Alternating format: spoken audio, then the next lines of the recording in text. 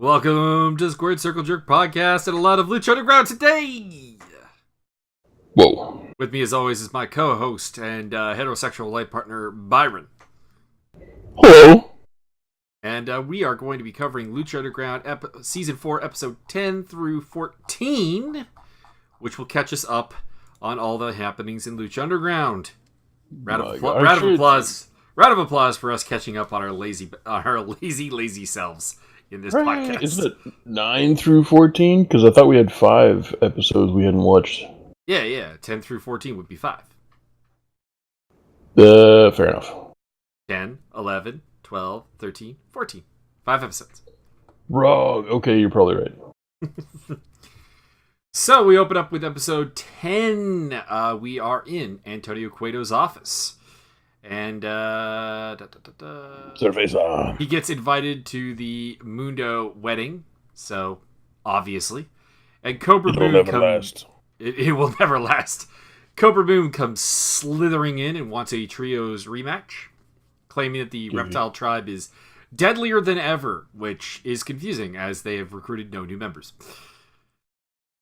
Antonio points out that they keep losing, but he does love a woman scorned. So he says, go ahead, basically, that he will make the match. And all the Drago puns in this particular promo. Great stuff. Something about don't let things drag on. Drag on, and then don't let your opportunity drag on. Then we had Paul London and Saltador in the ring. Antonio Cueto comes out. Paul London says that Malasport does not do it like a rabbit, and that's why he lost. And Saltador is going to face Matanza, which means, sacrifice of the gods, wrath of the gods, boom, boom. And the reptile or the white rabbits are no more, except for Paul London, basically. This storyline has confused me a little bit.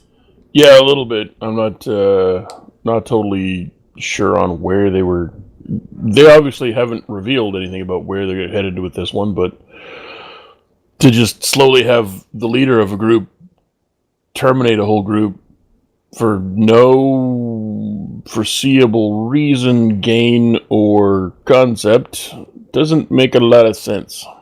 Yeah, I mean, you have the Killer Cross that you can bring in at some point, so maybe this is something, but Killer Crocodile. Yeah, this is probably the worst handled storyline of the season so far. Here we go. They're probably going to bring back the exact same 2 members, but they got to have the masks off, so then they'll seem like new people. I mean, that's true. This is the 3rd time Saltador has been killed off on TV. Word. And the 2nd time for Mr. Cisco. Then we have Havoc and the Mac. They are backstage. They're waiting for Killshot for their trios title tonight.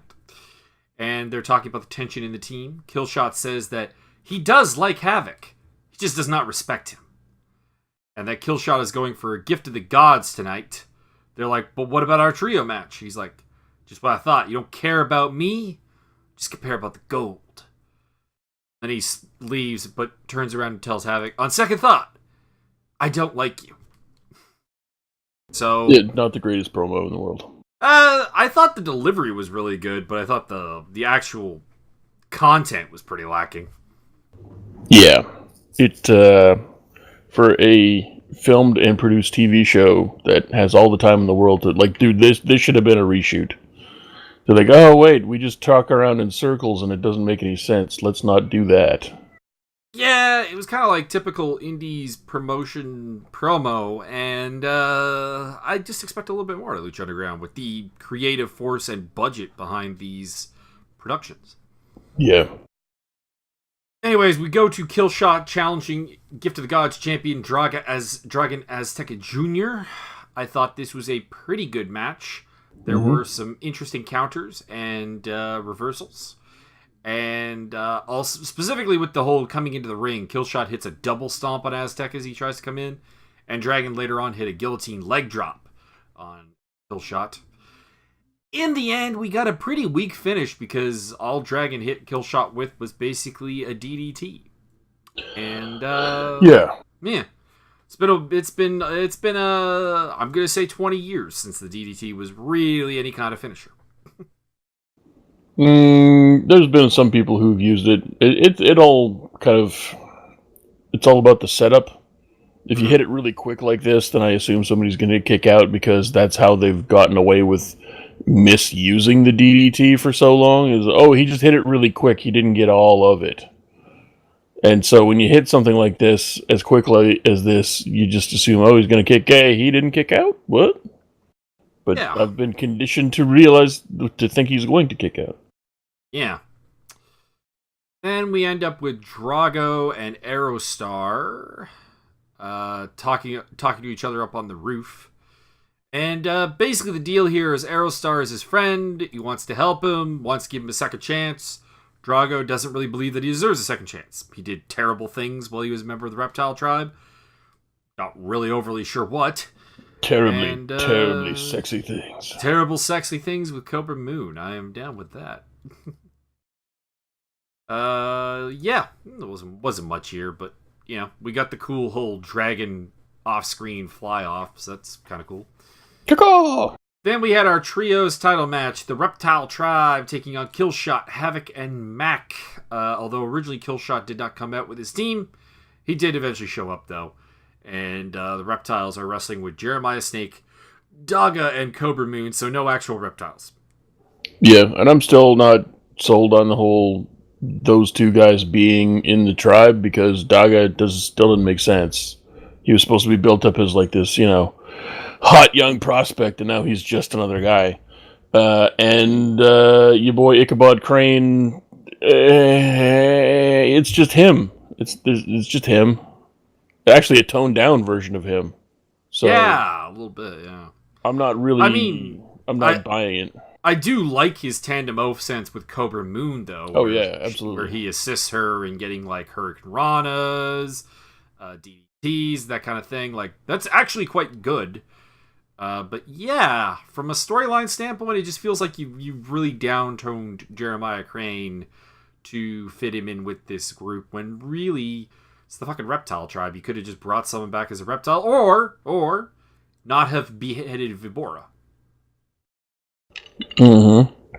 I'm just there, and I've said it at least half a dozen times before this. Just keep the mask on Jeremiah Crane.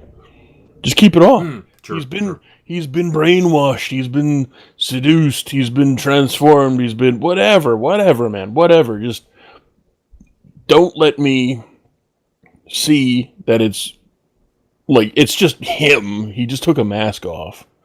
Mm-hmm. He's changed his name. He doesn't really behave any differently, except for like being toned down.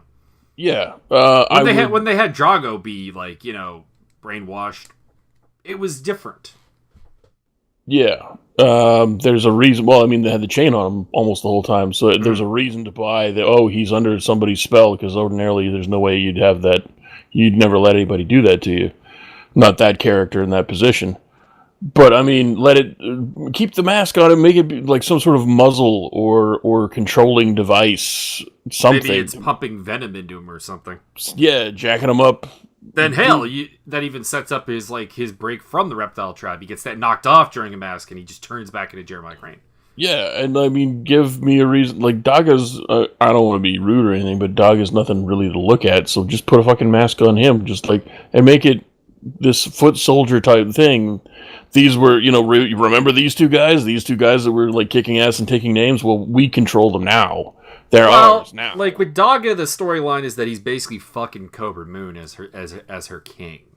Yeah, so well, I don't see any evidence of that either. Yeah, they don't really play up on that tremendously. But if we follow the storyline in its vagueness, I suppose, that kind of makes sense. But yeah, Jeremiah Crane, it's like we resurrected him with venom, and it's like, then either he has to be zombie Jeremiah, and I don't want that. Or put the mask on and have him be Jeremiah in like moveset and stuff, but like he's not there. He's under like some venomous control, snake magic. Yeah, and make it like he has to physically sell it instead of the spontaneous attack, go kineticism that he brings to the table. Same moveset, but it's a more deliberate, focused, cold-blooded type of action. It's yeah, he's gonna spit on. Well, no, he won't spit on his face and slap you, but he will slap you across the chest. But he's first going to measure you for like 10 whole seconds before he strikes out. You know. And there were some really cool spots in this match. We talked about the tandem offense with Cobra Moon and Jeremiah Crane, but there was also the human centipede spot where everybody's in a head scissors hold, basically. 30-man dick spot. Yeah, pretty much. Yeah, there was that was some good stuff. I did love the Mac no-selling a lung blower from Cobra Moon because it was to his butt. Yeah. He's just like, what the hell? And he just stuns her. So that was good. In the end, Killshot turns on his team, of course, because Havoc had hit him with a suicide dive earlier on in the match, along with the Reptiles. And then he pushes Havoc off the top rope, and Jeremiah Snake hits a shoulder breaker to get the 3, which is a bit of a weird finish as well. Yeah. Yeah, I don't know. There's again, this goes back to this is a produced TV show, and they have a history of reshooting things. So, I mean, why not? This didn't make really much sense. So why would you put it out there? Don't know really. Killshot it starts to berate Havoc. You cost us the championship. This is all because of you. And then, Havoc's trying to get up, and Killshot's like, oh, and now you want to get up. Hits him with a kill stomp. Matt comes in to check on Havoc, and, Killshot just basically fucks off. So, spoiler for the future episodes that we're going to be reviewing in this broadcast, we're going to get a Havoc and Killshot feud. Which I'm fine with. I am perfectly fine with. Masked Man versus Masked Man. Shane Strickland versus Matt Cross. I am good with this. Then we had... Bro, you're totally killing the kayfabe on this one. Don't give away the real names. Hey. What's wrong with you? Then we get Cage coming down to give a promo, but Pentagon hits him from behind. Super kick. And then this is where we get the Father Ricochet stuff, where basically every plant in the crowd is eating it. One of the mariachis, a couple of the fans, security guy... And Pentagon even breaks Father Ricochet's arm. Enjoyable. And we finish off with Mac busting into the office. He wants Killshot. Antonio's like, you already have a match. And it's with a man who absolutely hates you. It's going to be Mil Muertes in a haunted house match. And the Mac sends us off with a great line there. With the hat. Grabs a hat off of Antonio's head, and then, trick or treat, motherfucker. Yeah. Bit weird that we're doing a haunted house match at Halloween thing and something that was not broadcast during Halloween nor filmed during Halloween. Yeah, it's a bit strange. I don't understand. I mean, I guess they broadcast it near the fall, but still. Then we head into episode 4, we open up with Dragon Azteca paying a visit to Melissa Santos. She misses Phoenix. It's getting worse. He puts the whole half Aztec medallion on her. It says that as long as he's alive in her heart, then he's not gone. Then we go to the haunted. Yes. Then we go to the Mac versus Mil Muertes haunted house match. This opens up with Katrina getting in Melissa's face about not introducing her. Melissa tells her to fuck off and then gets the shit beat out of her. Get fight! Very Gertner-like. Indeed. This was a pretty good match. There was some blood. There was a big-ass knife. There was Mil Muertes winning with a flatliner. Indeed. They're doing a really good job with...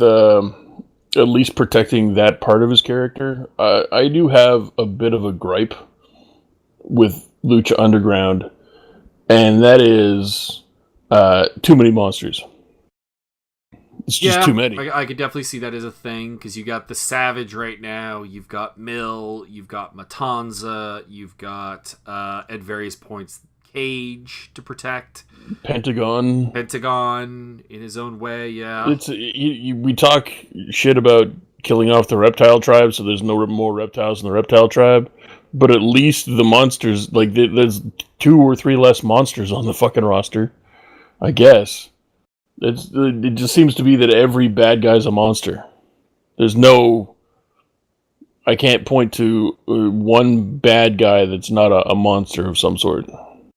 I mean, are we still considering the Worldwide Underground to be bad guys? No, not anymore. I mean, for the longest time, they were. You can't do a wedding. You can't do a wedding and be a monster. I mean, look what happened to Kane. True. Basically, and then one of the big payoffs here is that Katrina tells Bill, "No, I will not lick Mac," and I'm like, poor Mac doesn't even get the lick. Indeed, all that, no payoff. No payoff. We have Famous B has returned, and he will be replacing Melissa Santos on on announcing duty while she is recovering. He's like 7 screws, 3 surgeries, but I will be fine, even though I'm in a wheelchair. And then the introductions were great because he's like, all right, first up from Perry, Oklahoma. Oh shit. Jake Strong. Mr. Swagger. So Swagger comes out to face off with Aerostar. He winds up tapping him out with the ankle lock, and Drago has to save him with the nunchucks. You got saved. So, hey, return of the nunchucks. I'm happy with this. You got nunchucks. Indeed. Then we had an exchanging of gifts for Mundo and Taya. Slamtown Spa, a portrait of Johnny Mundo, who is absolutely crying at this portrait that has him with the belt. But then he's angry. He's like, but I don't have the belt anymore. And Taya says, you will steal it back. I've gotten you a match for 1 week after the wedding. He's like, you are the best woman ever. And this is... Woman! And then we had the manager, Benji, show up. And apparently Ricky Mundo not allowed to be in the party. He's just being security. And, Benji points this out. Ricky thinks that you're useless.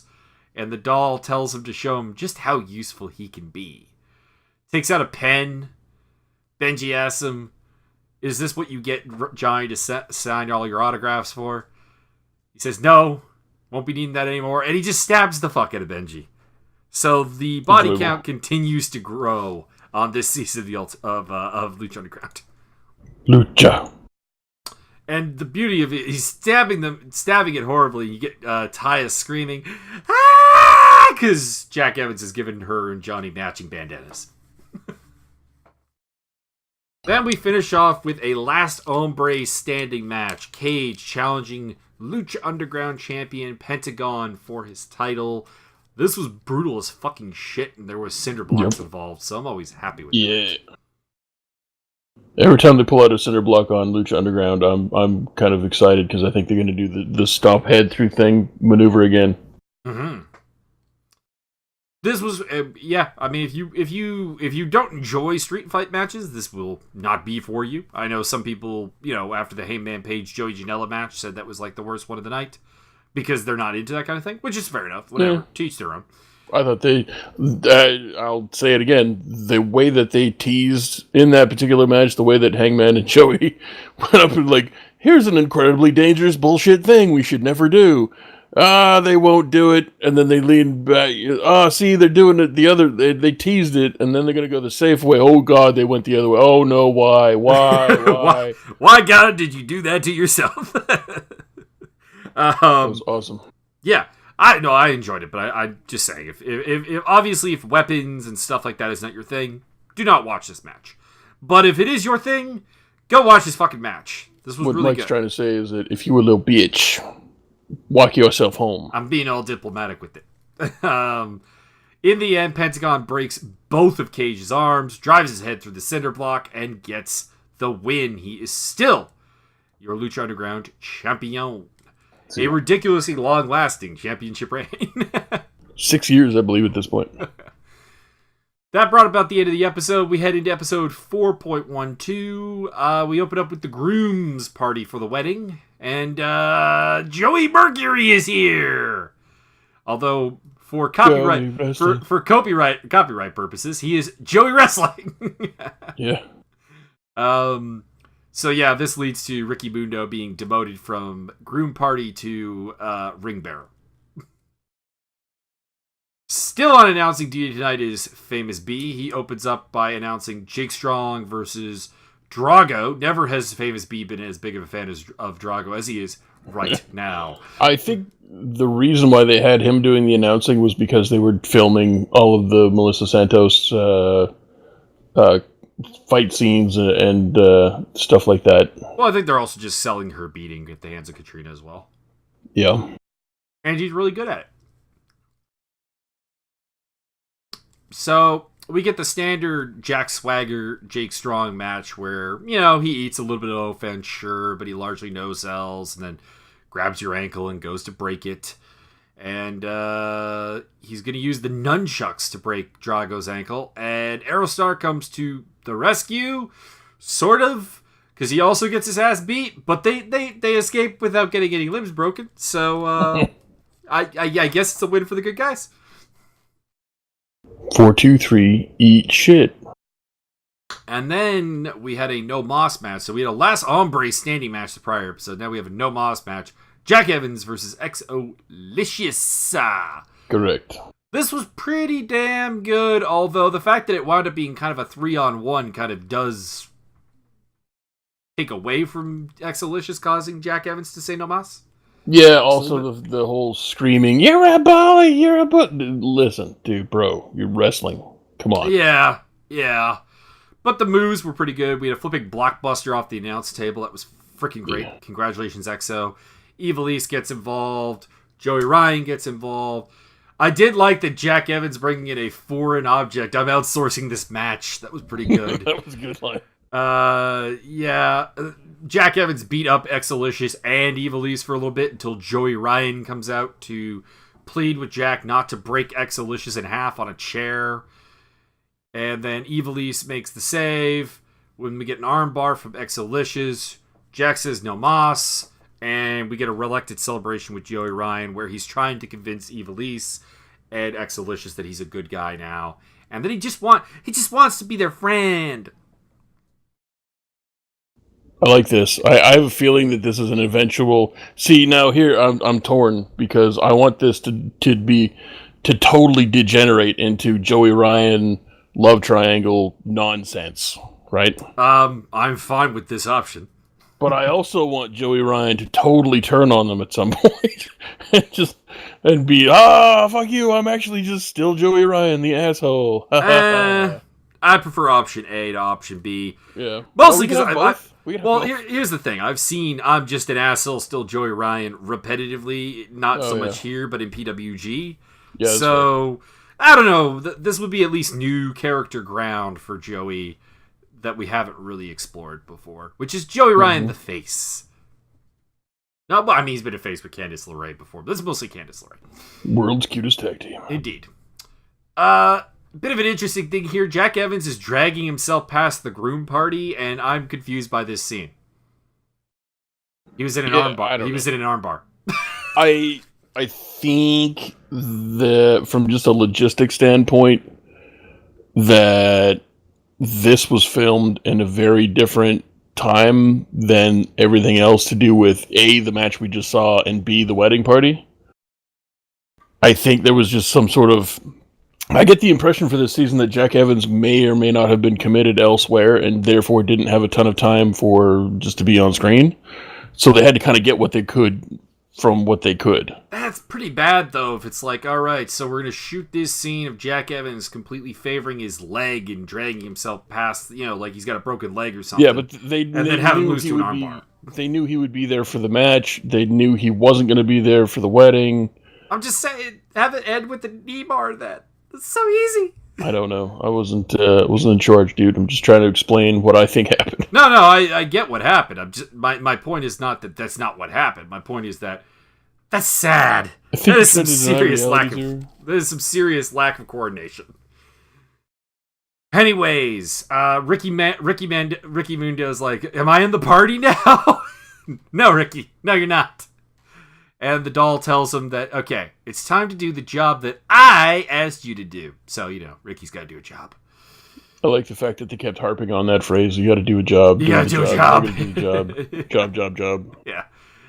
So it's wedding time. Famous B is not only tonight's announcer, but he's also tonight's minister.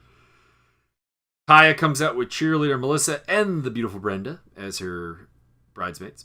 And the groom party comes out with Joey Wrestling and, of course, Justin Gabriel / PJ Black. Johnny Mundo. Ricky Mandel has snuck over with the key. Or not the key. He has bolt cutters. Bolt cutters. And he frees Matanza. So Famous B asks for objections. And Antonio comes out and says, I do not have an objection. But I do have a gift. Because I like you, unlike my son. See. And I'm here to give you the gift of tacos for everyone. See. We want tacos. We get the vows, we get the rings, we get Ricky Mandel getting kicked out of the ring because we got to treat Ricky like shit. And then Matanza comes out to attack, and Famous B with his greatest line of the night. I now pronounce you. What the hell is that? No. Or what was it? What was it? It's like I can't. Oh shit! I can't remember. That wasn't it though. It was. I'd have to go back and watch it. I know you just didn't get it right because I'm pedantic about things like that. I see. No, it's fair enough. I got it wrong. But you don't have it either. I don't, but I can find it. Given enough time. Anyways, we get Matanza wrecking everybody, including Famous B getting a like 1/4 Wrath of the Gods with the wheelchair. Pretty big. They made Taya look fairly badass in this whole beatdown, which is nice. That's good. She deserves that kind of thing. And Matanza looks like a fucking monster. And who's gonna stop Matanza eventually? And whoever it is gonna be a massive babyface. Who better than Canyon? Oh wait, who better than Matanza? Who better than Matanza? Taya even got busted open in this whole attack, and Ricky Mandel is just in the crowd watching on gleefully. So, Ricky Mandel, complete psychopath, confirmed. Correct. I'm finding the line. Hold on. And by hold on, I mean don't hold on. Move on to episode 413. While Byron looks up the line, we opened up with a fight scene / dump scene / double dump scene. Katrina tells Mill that she's leaving him, basically. Gives him the rock for something to remember her by. Melissa Santos is here. And we get like a Kill Bill style cat fight scene. I got it. Here we go. Go for it. I now pronounce you man. And holy shit, what the fuck is that? The only gripe I have about this fight scene between Katrina and Melissa Santos is the part where Katrina gets thrown through a glass window and there's like not a scratch on her. Come on, people! You have the Robert Rodriguez makeup magic. She's immortal. She's unkillable. She's unstoppable. You can't hurt this. Well, she built for this, son. She built for this. Then how am I supposed to believe the ending where she's thrown off of a roof? It's like Achilles, right? She's like, the soles of her feet are totally not immune. So she's immune to everything except roof-based trauma. Exactly. Well, if you fall from a high enough height and then your weak point gets driven up through your fucking coccyx, you dead. Anyways, they get up onto the roof. Melissa falls off, basically. Or not Melissa.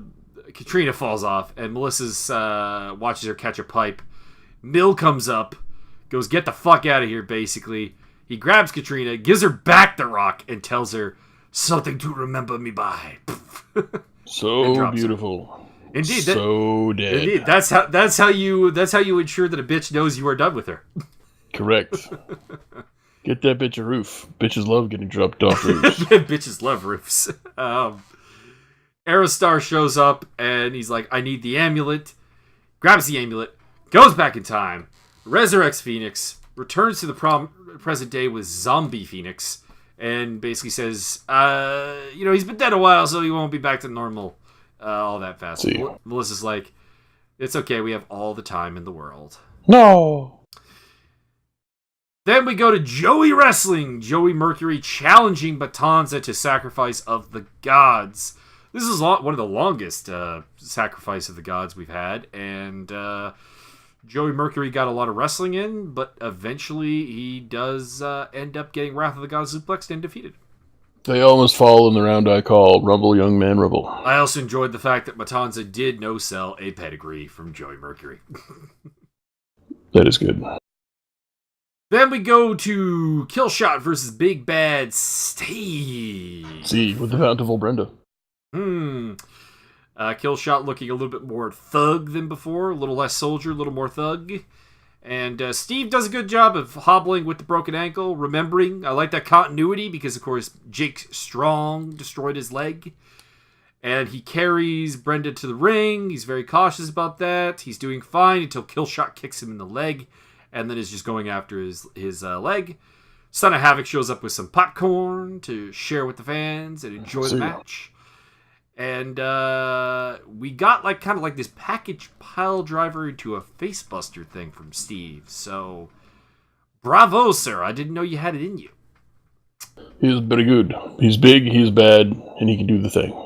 Indeed. Although beautiful Brenda yelling, "Hit him with your hot rod," the whole time got a little bit old. Yeah. I was kind of wondering, is that what the move's supposed to be called? What's happening here? Yeah. There's such a thing as too much beautiful Brenda. And we had a lot of Brenda the prior episode and then watched this one directly after. So yeah, I think what they need to do is they need to keep these two together, because you can have the annoying chick and the super tough guy, and it's like, yeah, you can hate the annoying chick, but are you going to do anything to the super tough guy? Because if not, shut the fuck up. You need to give Big Bad Steve a couple of wins to sell that first, I think. Yeah, no, I'm behind that. It's just I think it's a good concept going forward that they should. Obviously they filmed this 6 months ago, and I have no authority whatsoever. But if I'm in charge of some stuff, that's how that rolls. In the end, Killshot does win the match, but the crowd is chanting for Son of Havoc. Killshot, Son of Big Bad Steve. Yeah, Son of Big Bad Steve. Killshot saunters away, but decides, you know what? I don't like these chants, and we get a brawl. And in the end, Havoc snatches his mask, and Shane Strickland has to hide his face as he makes his way to the back. Watch out, MLW might figure out that you're working other gigs, Shane Strickland. Anyways, spell a mask first match, and I'm perfectly fine with that. Then we go to Pentagon, who was supposed to have a match with Mundo, as per the wedding gift from Antonio Cueto. See. So Pentagon says, it's open challenge time. We have Super Mex Hernandez, who answers the challenge. And the use of Super Mex is weird this season. Mostly, I assume he just doesn't have a lot of free time to do stuff. I mean, with Impact actually in business again. Mm-hmm.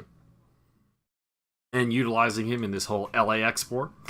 Mm-hmm. Where he's on the side of Homicide and Eddie Kingston, Best Stable 2018. Correct.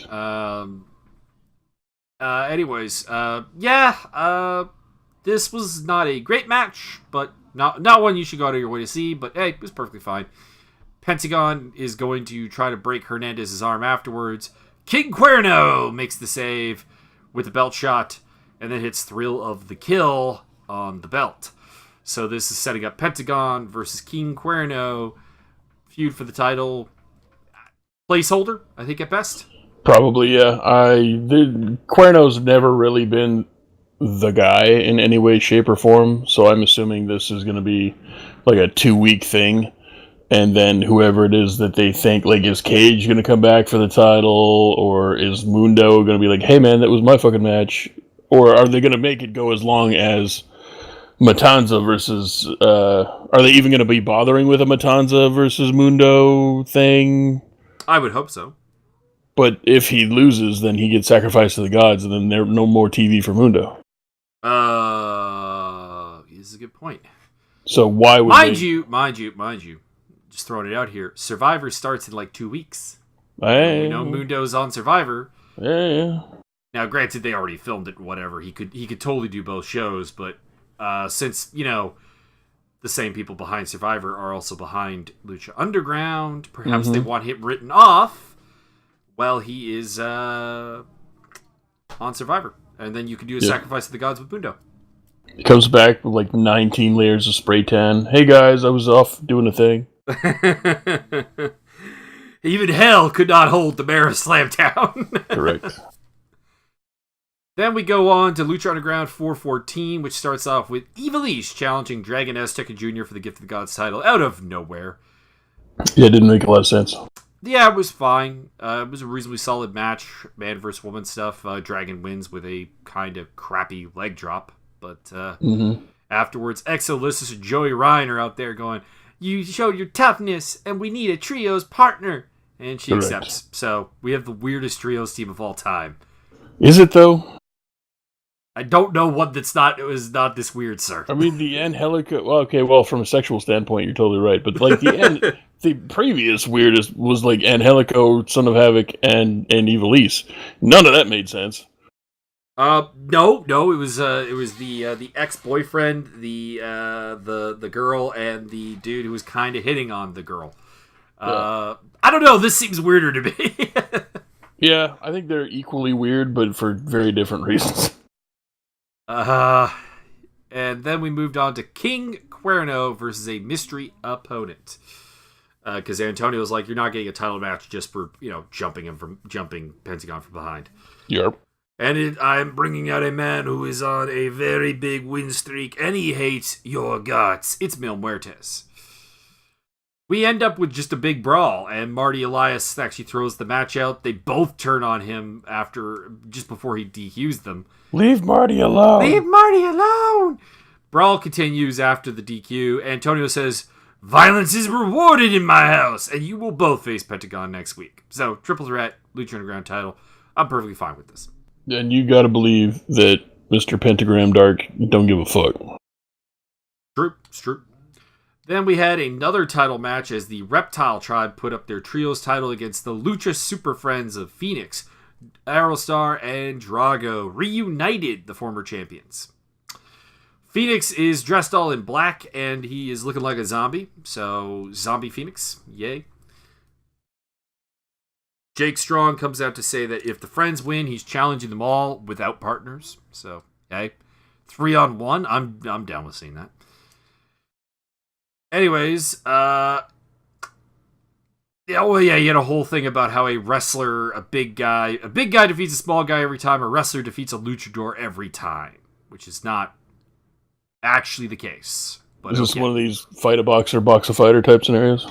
I suppose. Then we end up with Dark Phoenix. Kind of the weird thing here is that, like, Aerostar is being, like, the good teammate, and his neither partner is really being a good teammate because Drago's not really tagging him in. Phoenix is not really tagging him in. Well, they're trying to protect Zombie Phoenix. What's wrong with you? Well, they're not tagging in Phoenix, but, like, they weren't even really working together without Phoenix. Yeah, fair enough. Like, there was even Stryker trying to... They didn't do a great job of it, but Stryker was trying to call attention to the fact that Drago would normally tag in Aerostar or Phoenix at this point, and he's not. So it's kind of like Drago, after his time with the Reptiles, is still not... He's still not right, and Phoenix is sure as fuck not right. Ain't nobody right. Aerostar is still... Well, Aerostar, which ain't right. Still Aerostar. In the end, Phoenix kicks Aerostar, destroys him, and lets Jeremiah Snake get the pin. He even shoves Melissa away, and Dragon Azteca comes out to make the save. I spell a needless love triangle. Why? Yeah, that doesn't need to really happen, especially because while this is going on, I was trolling the internet, looking for, like, what the fuck is going on in Melissa Santos' life. I'm not sure why I started doing that, but I think we were talking about the whole thing with her and Cage again, and then we figured out they were together again. Yeah, and I started hitting up her Instagram, and I'm like, well, she's had a child. Let's keep scrolling back. Oh, what was it? There was something funny I found, and I linked you to it. What was it? There was her, and there was Cage with no shirt on, and her with a tiny top on, getting real close together on her Instagram. No, what was the clip? The thing that I found on her Instagram? Where Scorpio Sky faints when her booty comes near him. Oh yeah. That was a funny thing. But I don't remember why I started looking around. Everything's been pretty Melissa Santos heavy in the last like 4 or 5 episodes, so I started just being interested in seeing what was going on, and it looks like in between season. Sorry. Yes, you were interested. Oh, well, I mean, there were other things that became more interesting later. Purely professional interest. It started out as a professional interest, which turned into, oh my goodness. But yeah, I because we had talked about this a bunch of times because we didn't really have much else to go on at the time about how she and Cage were dating, and then he cheated on her with the ex-wife, and I believe you were even talking about it again while we were watching these. And so, like, I don't know, let me do a little digging around. And it turns out she and Cage, yeah, well, they might have broken up for a while, but then got back together and they had a baby. They're not married as of yet. I believe they're engaged. So he has put the ring on that. Yeah, so I would prefer to see that. Like, have a final, like, let's do this. Let's have Dark Phoenix be a thing. And eventually just kind of goes the way of Pentagon Dark, and then Melissa Santos is being pulled down a dark and dangerous road, and the young, upstanding, young, studious gentleman known as Kage shows up and whisks her away from the dangerous, evil, although I could do some dangerous and evil Melissa Santos for a while, you know what I'm saying? Mm-hmm. I found a particular picture that I thought was very enthralling, and you could totally do that with some black and some leather, and what I'm saying. Mm-hmm. Mm-hmm. So I'm fine with that for 6 or 8 or 10 years. But anyways, that's that storyline for now. Developing storyline. We finished off the episode with Marty the Moth pounding on Antonio Cueto's door, going, "It's Marty! Marty party time." He has a big chunk of money, and he would like a gift of the Gods title shot. Antonio's like, "I am happy to oblige for money as always." He's like, and then he pulls out more money, and Antonio's like, "What is this for?" And then Marty's like, "There's also something else I want," which we get a cliffhanger. What do we think Marty's gonna do? Is it like just a special stipulation maybe for the match, or where are we going with this? Because this intertwines Marty back with Melissa again. I was gonna say, do you think that do you think that story's finally done, or is I think not, because he's challenging Azteca, who, while not sexually involved with Melissa, is friendly with Melissa. Well, everybody who's a face is friendly with Melissa. Yeah, but like on a more personal level than say the Mac is, I guess. Yeah, like he came out to defend her and stuff. So I have a hard time believing that we'll go away from Marty and Melissa right now, even though I kind of want it to, because I want to see Marty do some other stuff. Yeah, this can only go on for so many seasons. Yeah, and it's pretty much been going on since season 1. Yeah, but I mean, they haven't really even had him on this season, so I'm... Well, because they had him, they had Pentagon, of course, break his arm, like, in the first episode, I think. Yeah, I guess. I wonder what he's up to, other than Lucha Underground, then. Could have also been a legit injury. I guess. And, not like Pentagon broke his arm, but, like, he needed to get, like, something scoped or something to cover, I'm wondering, how accommodating they're because I mean they lost I don't want to say a ton, but they've lost some big names from their promotion because they weren't accommodating. Yeah, and I'm wondering if they're being, well, obviously they are, because Pentagon's working Impact. They've got Cage is working Impact. Jeremiah Crane's working Impact. You've got Killshot working dates with MLW. You've got Drago and Phoenix are working dates in Japan, or not Japan, Mexico. Yeah. So it seems they're being definitively more accommodating now. Yeah, I'm just wondering how far that accommodation goes, because if he was committed to something else, something we've never heard of, because I'm pretty sure if Marty the Moth showed up in another promotion, I'd know about it. Yeah. But I don't know. I suspect injury is probably more your likely cause at the end of the day. That seems fair. And so that'll be interesting where that goes. And there was a really good line where Antonio's like how is the arm, and Marty's like, "Oh, you don't care about the arm. You just care about my money." I'm like, and Cueto makes no attempt to suggest otherwise.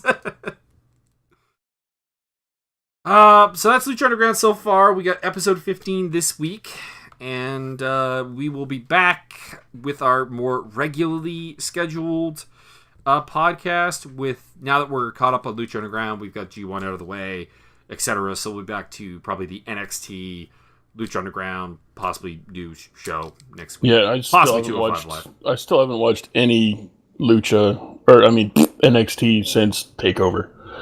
I hear things. Apparently, they're moving 205 to the Wednesday slot, so it's no longer going to be 205 live. Are they still recording it in front of the same audience, though? Probably. That fixes nothing. Yeah. Well, there's a couple of... Nobody's really sure what's going on, but they think probably because they're doing the second fixed stats challenge that it's going to be... Like, it may be a temporary, just release day type problem, or nobody's 100% sure. So I'm hoping that it's a permanent move. I'm hoping that they're recording it before SmackDown instead of after. That would fix some things. That would fix a ton of things. That would also possibly even amp up the crowd for SmackDown. I mean, yeah, you have them show up. Hey, show up the fuck early. You get a free show before SmackDown even fucking starts, and you're not tired. Go.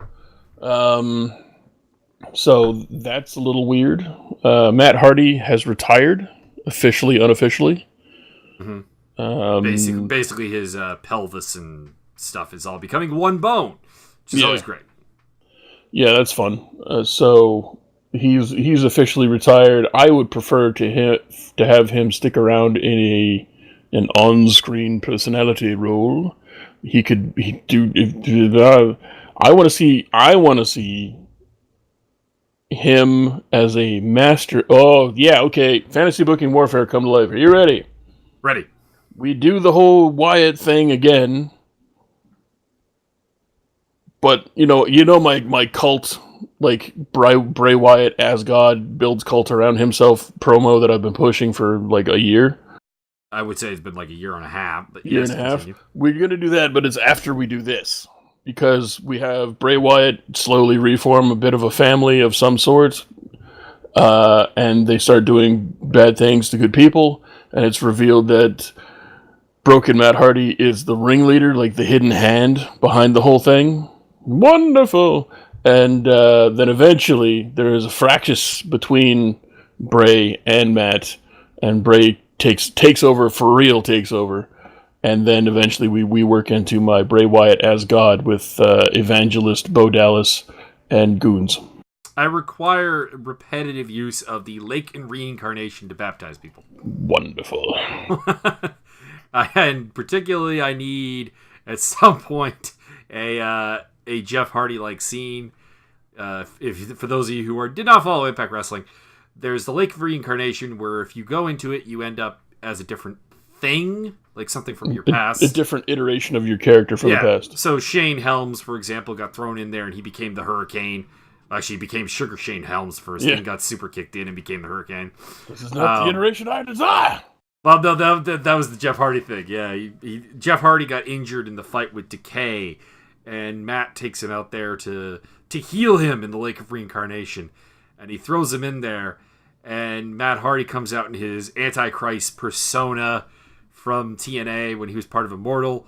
And Matt Hardy just, like, after he cuts the promo, Matt Hardy's just like, this is not the reincarnation I require. He starts drowning his brother again.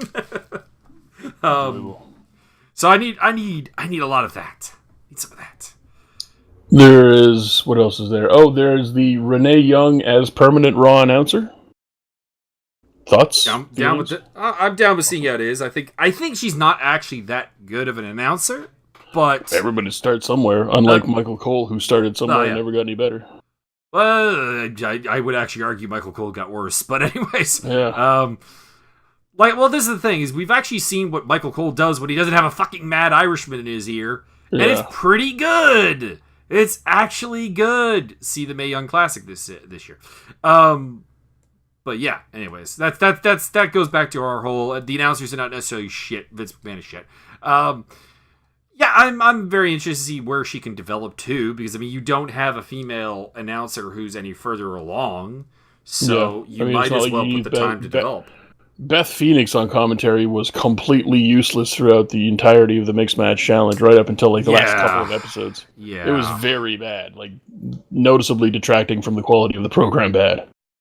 yeah. Well, I don't really know why you would think to use Beth in that regard, because she was never a great. She was a monster wrestler, basically. Yeah, You know, she really was a good promo, big. but she was Yeah. only good promo in as much as she was fired up and being a monster. Yeah, there wasn't anything like there. There are wrestlers that I believe can be good commentators. Rocky Romero, good example, where like their style on the mic leads you to believe that they can do things in a commentary role. And Beth Phoenix was never one of those people. Mm-hmm. For women who I think could be those people, I think Paige. We got to see Paige on commentary, but it was when like Paige was retiring, and I think not quite there. So that's not fair. I'm fine with not listening to Paige talk. But like AJ Lee comes to mind as well. I'm gonna throw out the name of Trish Stratus. Would probably actually not be a bad commentator. I don't know. She seems to. I mean, maybe now, but I was never really ever into anything she ever said out loud. I was very into her promo of her lying on tables trying to seduce Bubba Ray Dudley. I mean, that was a thing. That was a thing. And if you've not seen that, go watch that. And make sure your significant other female is not in the room. Yeah, I don't know. There may be better choices than Renee Young to be the commentator, but I can't think of them offhand, so why not try to go down especially that path? if her husband's going to be there, might as well have her on board, right? Yeah, exactly. If you're not going to do an equality program like Talking Smack, you might as well have something for her to do. True. She's a very underutilized resource right now. Did you want to talk about Heck in a Shack that just happened? I don't really have anything to say about it. You don't have anything to say about the fans basically revolting over the fucking main event? Nothing new. Yeah. That's just kind of how certain things are right now. Your girl Becky Sprockety Lunch is the now 2-time women's champion. She is basically, until Road Dogg fucks it up again, basically the female Stone Cold, which is badass, and I like it. Yeah. I've seen none of the promos. I just hear things about things. Rusev Day has been basically thrown away again and flushed down the toilet on the pre-show. And the New Day, what's up? Okay, I got a question. Okay. What the fuck is with putting the New Day on the pre-show every time? Have they ever been on the main program ever? Well, they definitely have. But yeah, it's fucking weird considering they're basically constantly one of your top tag teams. But again, it's just the place of the tag team division right now, which it's complete shit. It's cannon fodder for the pre-show, much like the 205 Live title. The idea of having titles that are so useless they go on the pre-show is pretty retarded. Yeah. Any thoughts on the WWE throwing away Daniel Bryan versus The Miz and flushing it right down the shittiest toilet in the planet? I assumed that they would. I can understand it to degrees because there are still medical concerns around Bryan as far as, he still has to do impact testing and so on. I mean, if you've had enough head injuries that at one time you had to temporarily retire, even if you come out of retirement and you're supposed to be okay, I'm not really sure how many eggs you want to put in that basket. That being said, there's money there that is not being made. And that is WWE's MO right now. Well, okay, you don't want Daniel Bryan to take head trauma. No one wants to see anybody but Daniel Bryan win. Hey, it books itself. Isn't that cool? Isn't that great? It books itself. Wow. Make all the money. No head trauma.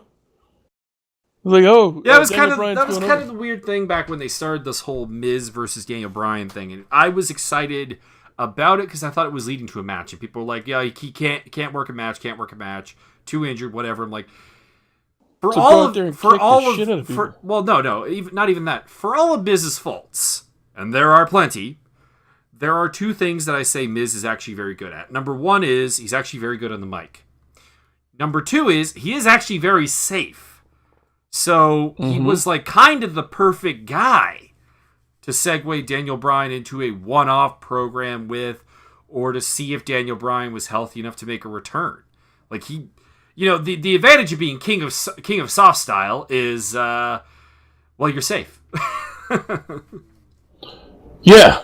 But I mean, you notice that when Daniel Bryan came out of retirement, the whole yes movement picked right the fuck back up. Yeah. I see yeses everywhere. Oh, the man is exceptionally over, and it doesn't really matter what they do, but they're not cashing in on the money. Because let's face it, during the yes movement, they didn't cash in on the money until they realized that they are going to hijack the WrestleMania main event. Like that. That was what got them to realize, oh shit, we have to actually do something. Yeah, it's like this money that we're not making. About that, let's still not make any of the money. That's the thing is Vince McMahon is, and by extension his company, because people don't really go against the wishes of Vince, is not interested in making the most money. Vince is interested in being right. Yeah. That's kind of been his thing. It's like when he got the WCW stuff and the ECW stuff. He didn't want to succeed off of that. He didn't want to put out a War Games match and have the crowd go nuts, because that would admit that someone he beat was right. Not overall, not more right than him, but was right on some fundamental level. And this is the same thing. He doesn't want to admit that the indies, via a Daniel Bryan style wrestler, can main event WrestleMania, or can be a big star in his company. The problem is that I can point to probably 20 indie wrestlers that could main event WrestleMania. Oh yeah, and get bigger numbers than they've got now. Yeah, but this is Vince McMahon. In his world, Roman Reigns is the best wrestler in the world. That is the Messiah right there. And he's got the title. I will keep ramming that down your throat until you admit that I am correct. At some point, the hatred for Roman Reigns is going to turn into pity, because we're all going to get Stockholm Syndrome, but none of us are going to really like it. I've largely been there, because you and I have like largely agreed on this. We're both like, Roman Reigns can be money. Oh yeah. You actually have to handle him correctly, and you're just not. Yeah, the problem is that my defense of Roman Reigns went out the window probably a year and a half ago. It's like, okay, but at some point you have to be a man, right? You have to walk into an office and go, it's not fucking working, and you have to be a man about it. And he's not. There's a lot of zeros involved in that, my friend. Okay, cool. Enjoy having that money, because your face is going to be known for a long time as the guy who just kind of went along for the ride. Yeah, but does he care? I don't know. Like, that's my thing, is like, there's nothing about Roman Reigns in interviews, on screen, etc., that has made me believe that, like, this is his passion. This is something he's doing for a lot of money. Yeah, and as long as you're going to pay him, he really does not care what if the fans boo him or whatever. Like, you kind of, like, the perfect example is when The Rock kind of coordinated him at the Rumble. You saw, I think, the difference between someone who had passion for the business and someone who doesn't have passion for the business. You had Roman Reigns, like, people are booing him, but he's still pointing at the sign and, like, being, like, kind of, like, happy babyface. Whereas The Rock is, like, holding up Roman's arm and giving, like, the people's eyebrow going, I don't know what this is. I was not told there would be boos. I am unused to this. I am used to making you boo me, but this is supposed to be a cheer moment. Like, that's the thing, is he doesn't care.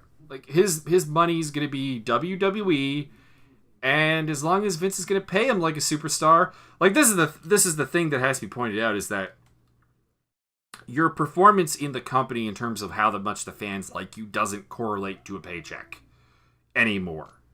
Those days are long gone because the top guy in the company is who Vince says the top guy in the company is, not who the fans say the top guy in the company is. And the pay structure, is not based around anything to do with the fan reaction. So if this is just a job to you, and it's been just a job to a lot of guys in the business history, then do you really give a fuck? Yeah, I don't know if he does or not. He seems to care sometimes, but then I get the general impression that he does care. But he lashes out on Twitter sometimes, I guess. Yeah. Yeah, exactly. Like, you don't do that unless you actually, have human emotions and give a shit about what you do. I mean, there's kayfabe to a certain extent, but he's trapped in a point where he can't be proud of his work. End of story. Yeah.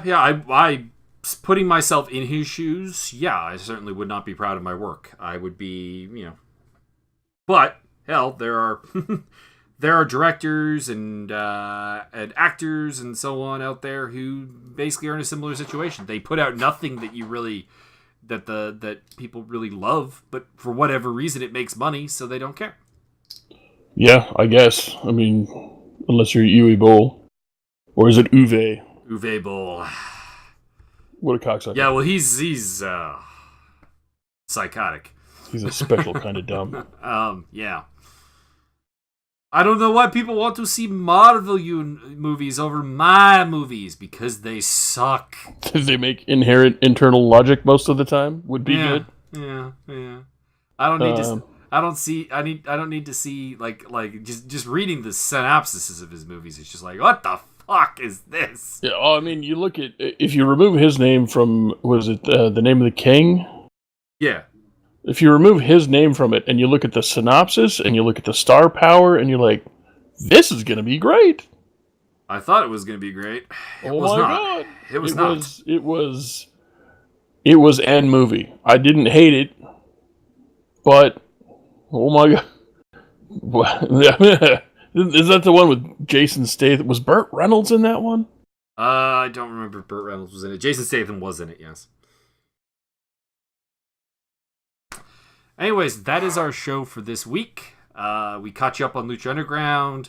We ripped into the Roman Reigns situation a little bit and kind of crapped on the WWE a little more. That's why we don't watch it. Burt Reynolds was in it. Burt Reynolds. Okay, here, if I list these stars in a movie about sword and sorcery, give me yay or nay. You got Jason Statham, Lily Sobieski, Jonathan Rhys-Davies, Ron fucking Perlman, Claire, kind of a bitch, Forlani, Matthew Lillard, Ray Liotta, and Burt fucking Reynolds. Ironically, the person I'm least excited about, just because of the genre, is probably Burt Reynolds. Yeah, bizarre. I'd be interesting to see what he gets up to, right? Like, he's got comedic chops, or had, R.I.P. Burt Reynolds. But I mean, dear Lord, man, you've got Jason Statham, you've got Hellboy, you've got Jonathan Rhys-Davies. You've got Matthew motherfucking Lillard. You've got Ray motherfucking Liotta.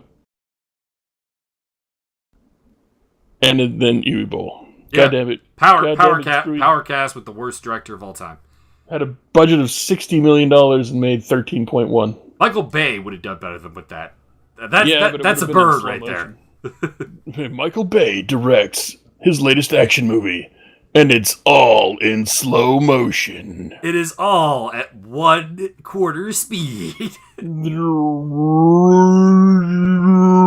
Arrow slowly floats over a superhero's shoulder, hits barrel, slow motion explosion, takes 10 minutes. I actually watched an episode of Australian Survivor on slow-mo for some reason because I couldn't find it at regular speed. That's hilarious. And everyone sounded the same. Like normally I watch Survivor while I'm playing like a video game or something. And like I just listen in the background. I'll pause the video game when it's challenge time or whatever. This time I'm like, no, I can't even do that because I can't tell people apart. It's just all low. It's just all very bassy Australian accents. Good eye. Anyways, we went off the rails at the end. Hopefully you enjoyed it. Worth it. Tune in next week. R.I.P. Burt Reynolds. R.I.P. Burt Reynolds.